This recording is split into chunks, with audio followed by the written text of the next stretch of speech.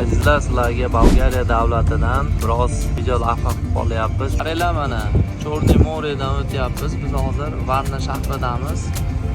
Juda ham ajoyib, juda ham chiroyli joylar.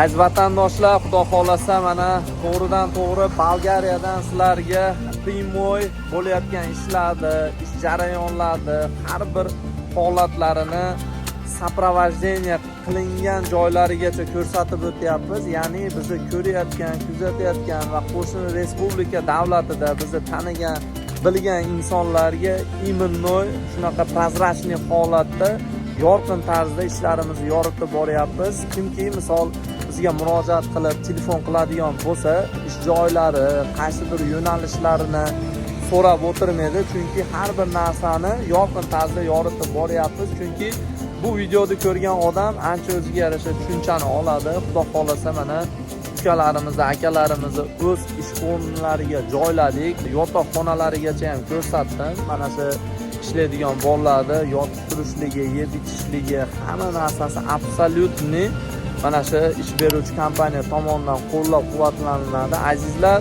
shu akalarimiz, ukalarimiz, hujjat topshirganlar va topshiradiganlar qaysi bir joyga murojaat qilib, asosiysi ishingizda natijasi bo'lsin, rezultati bo'lsin. Mana shu aka-ukalarimiz ham qancha uzoqlikdan keldi, nima bo'lsa ham bitta yurtda farzandlarimiz, avvalo inson bo'laylik, kimnidir ishini qilib bermoqchi bo'lsangiz, oxirigacha ado eting, sarson qilib, qiynab, bu insonning ishini cho'zib yoki aldab muammo qilmang. Chunki har bir inson o'zini hayotini yaxshilashlik uchun musofir yurtga chiqadi, Allohga tavakkal qilgan holatda. Chunki musofirda bizni nimalar kutishlikdi, nimalar bo'lishlikdi, inson zoti hech kim bilmaydi. Endi hammamiz Allohga tavakkal qilgan holatda chiqamiz. Hammaning ishlariga omad tilab qolamiz. Sog'-omon bo'lasizlar. Sizlar bilan Sherzodbek.